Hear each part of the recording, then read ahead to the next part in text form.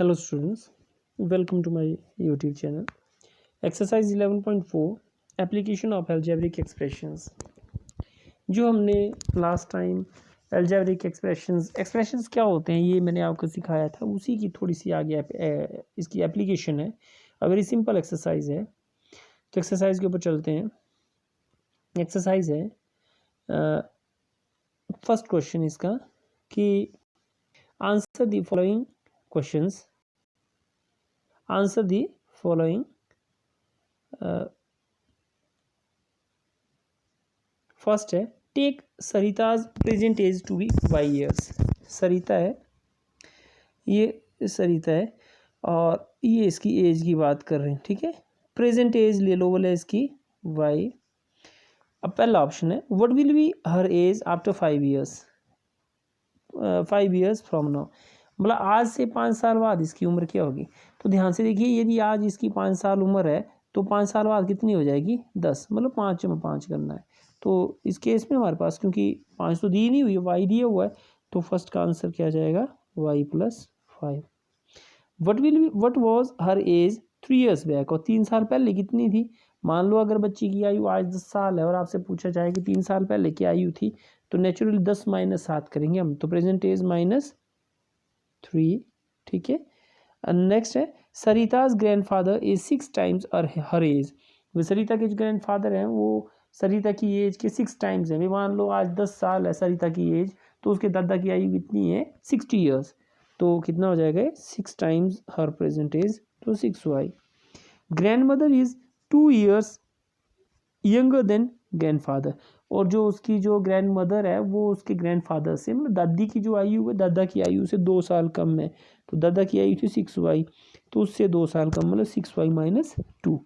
Sarita's father's age is 5 years more than 3 times Sarita's age, और जो सरिता के पिताजी की आयु है वो सरिता की आयु के तिगुने 3 times, बोला 3y से 5 साल अधिक है, तो ये उसके पिताजी की आयु है, ठीक है।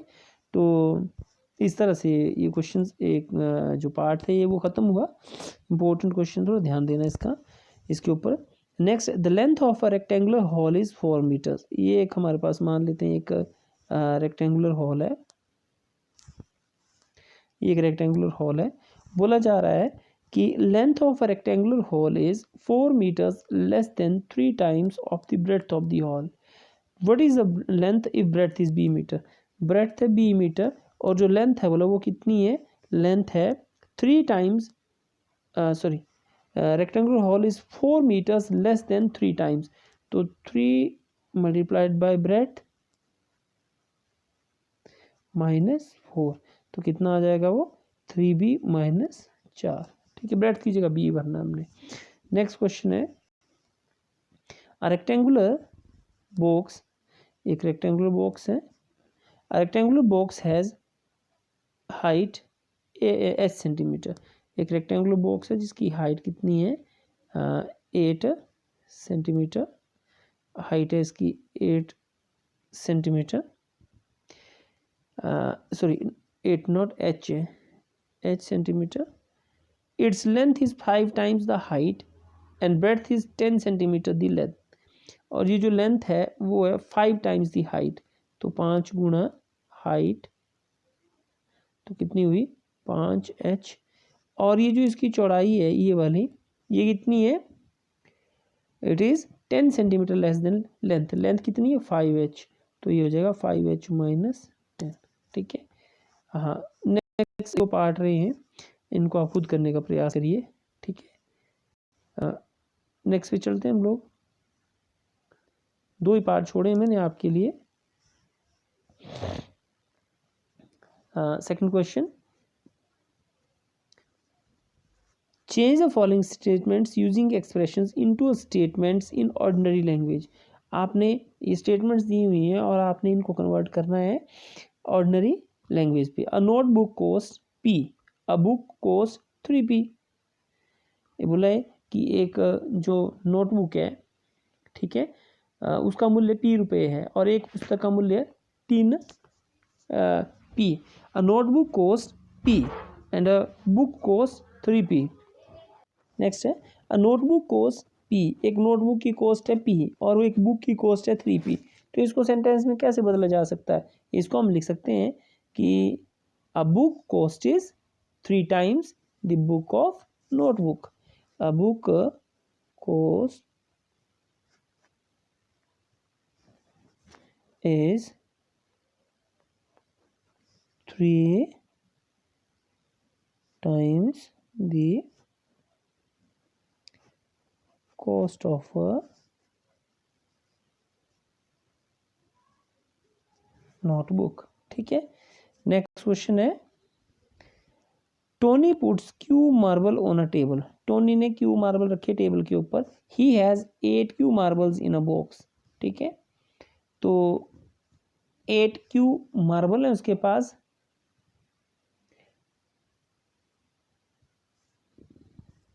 तो क्या बोलेंगे कि टोनीज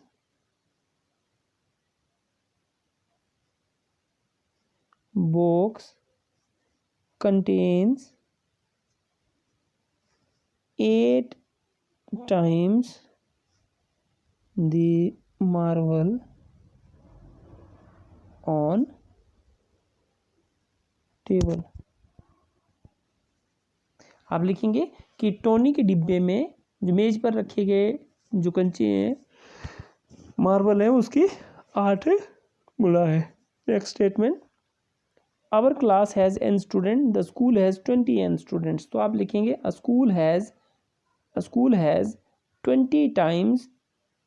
20 times the students of our class। ठीक है, the school has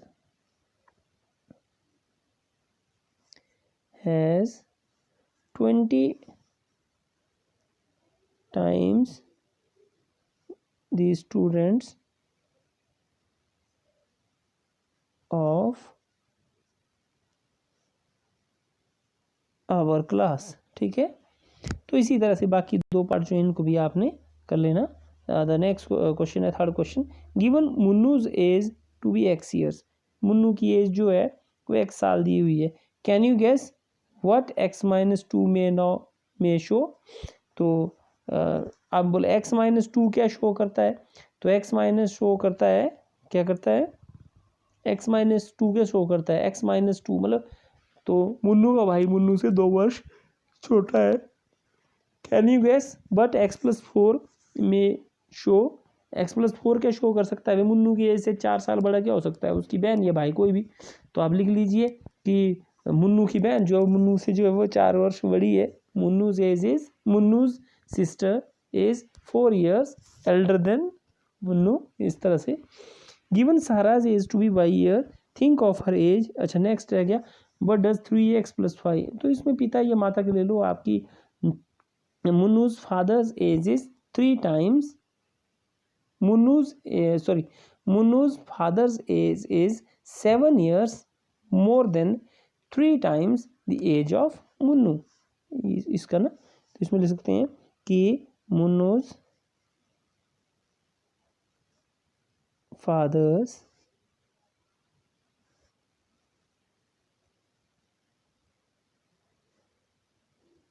as is 7 years more than 3 times the age of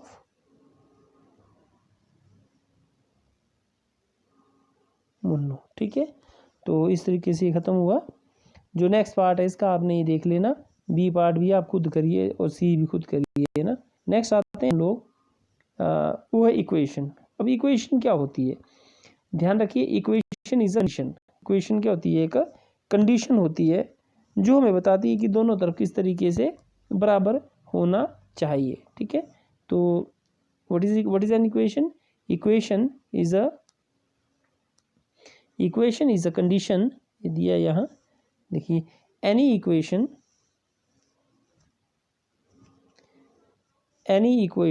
ये लाइन जो है ये any equation like the above is a condition on a variable it is satisfied only for a definite value of a variable। तो ये लिखेंगे आप line पर, इसमें तो आपने ये लिखना है कि व्हाट इज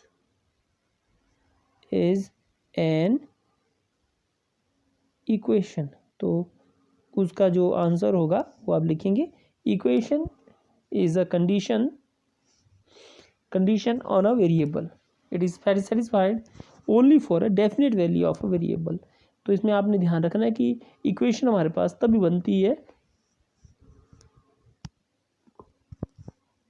जब बीच में इक्वल का साइन हो, इस तरह से, जैसे x-3 = 11, ठीक है। इक्वेशन तभी बनेगी जब हमारे पास बीच में क्या हो, एक साइन हो इक्वल का, ठीक है, बराबर का, मतलब दो साइडें बराबर करके रखी हैं, ओनली देन हमारे पास जो है वो इक्वेशन बनती है। और किसी एक डेफिनेट वैल्यू ऑफ एक्स के लिए वो चीज़ होनी चाहिए, सेटिस्फाई होनी चाहिए, ठीक है। तो इसी के साथ अपना मैं वीडियो आज यहीं स्टॉप करता हूँ। नेक्स्ट पार्ट पे हम लोग एक्सरसाइज 11.5 करेंगे। ओके, यहाँ तक अपना काम पूरा आपने कर लेना, ठीक है। जो पार्ट्स मैंने आपको छोड़े, treat it as your homework और do it as soon as possible. Okay.